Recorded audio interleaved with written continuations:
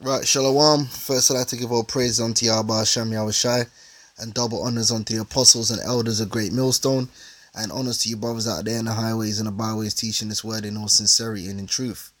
Right, so basically I did this video on Sunday because I've been seeing the propaganda they've been pushing out leading up to this Brexit referendum, and basically a lot of the media has been pushing it out there that if this call for this anti-EU sentiment, which goes hand in hand with anti-elite sentiment or anti-globalism, all right, this movement is going to cause the economic collapse and World War III. That's the propaganda that they've been pushing out there. Okay. And that's basically what the elites are going to do. They're going to crash the system, bring in chaos and war, and blame separation or the separatism or whatever you want to call it, nationalism. Okay, because nationalism is the opposite to the New World Order. They're going to blame it on nationalism to bring in the solution they want, which is the New World Order and one world government. Okay. And that propaganda is being set up beautifully, all right? Because they didn't have to have the referendum in the UK. They've been talking about it for years, but it's funny that all of a sudden they've decided that they're going to have this referendum. It's all set up, okay? Now, at the same time now, this is something which has happened recently, which is why I'm doing this video as an update. The BBC now, they've turned the propaganda now for the EU so-called breakup towards Russia, showing you that we're in that time because they're already portraying Putin now as the enemy and Russia as the enemy. Because ultimately, they're going to spark this war and Europe is going to have to unite against Russia. They're going to blow the hell out of each other, and then the solution is for everyone to unite.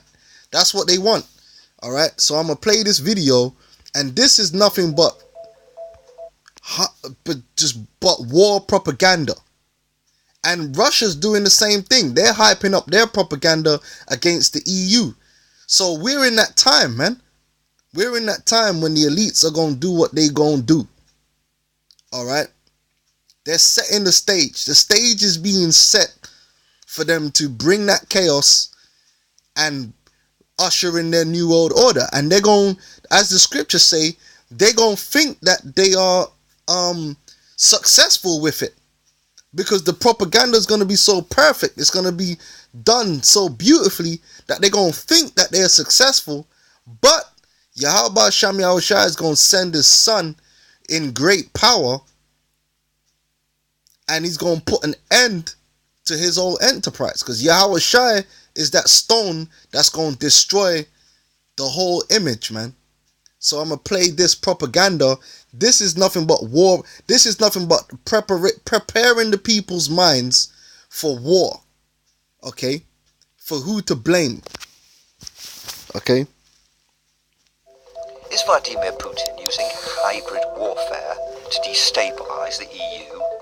Hybrid warfare can refer to any form of aggression short of open invasion, and Putin's critics say that it's his way to force Europe to drop its sanctions against Russia. Russia's interest in breaking up Europe is clear, and it uses a variety of means, everything it can do possible to achieve this breakup. So what's Putin actually accused of? So get this straight, that if you are anti-EU, you are siding with the enemy. Just make that clear. See, they're setting it all up for the martial law, for the terrorism, for the summary executions. If you are anti-globalist, anti-elite, you're a conspiracy theorist, you're anti-EU, all these things, you are going to be deemed a terrorist and an enemy combatant, man. They're already setting it up. All you people over here in Britain that want Britain to exit the EU, you are siding with Russia. Just look at what they're doing, man. This ain't no joke, man. Weaponizing information. The EU is so worried about information warfare, it set up a special myth-busting unit to combat it. Russia spends millions spreading its version of reality in Europe, including sometimes fabrications, like the story of Lisa, a 13-year-old Russian girl living in Germany. After she vanished for a day last January, Russian media quoted her family saying she'd been raped by migrants, and German police were covering it up. That led to anti-government protests in Germany and a diplomatic spat after Russia accused Berlin of whitewashing reality with political correctness. But it turned out Lisa was never raped. So was the story just a Kremlin weapon against Chancellor Merkel? Moscow says that's absurd. Cyber warfare. For a few terrifying hours in 2007, cyber attacks almost shut down the small Baltic state of Estonia. Even supermarket checkouts didn't work. Many blamed the Kremlin, but expert investigations failed to prove it. Last year, cyber attacks were reported on the German parliament and Bulgarian state websites, with Russia widely suspected, but again, no actual proof. Political warfare. Does Russia fund anti-EU political parties? US intelligence is now investigating that. Russia certainly backs France's far-right National Front. The National Front approved Russia's takeover of Crimea, and a Russian bank then lent it millions of euros. Are Germany's Eurosceptic AfD party and Hungary's far-right Jobbik also taking Kremlin cash? Some say yes, but they deny it, and there's no evidence yet. In any case, the Kremlin says, both sides play the same game. Europe has long tried to spread its views in Russia and other former Soviet states. The West calls that soft power. So how does it differ from what Russia does in Europe? The West doesn't have the kinds of tools inside Russia that Russia has inside the West. And anyway, the West isn't able to organize all the tools of the state against Russia the way Russia is attempting to use them against the West. No comparison then, Russia's critics say. Hybrid warfare's a reality. And if they can't prove that Putin is waging it, that's because, by definition, hybrid warfare can't be proved. So it sounds to me like the BBC is dealing with a conspiracy theory.